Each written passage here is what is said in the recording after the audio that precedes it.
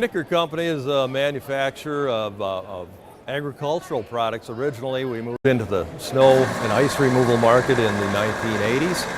Started building plows for trucks in the 90s, and now we're making a move into the skid steer equipment market, which we consider to be a growing segment of the snow removal industry.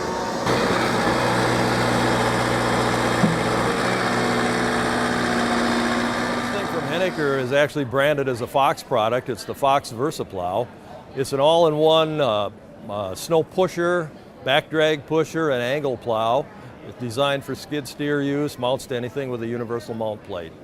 We make it in 8-foot widths, 10-foot widths, available with a steel cutting edge or a polyurethane cutting edge.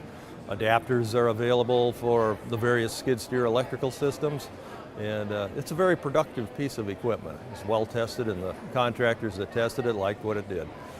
They like the efficiency of the product. They can do a push with a box push, an angle plow, a back drag, box pull, all without ever having to interchange pieces of equipment. They don't have to drop anything off. They don't have to pick anything up. It's all hydraulically controlled by the sides, which rotate either forward or back.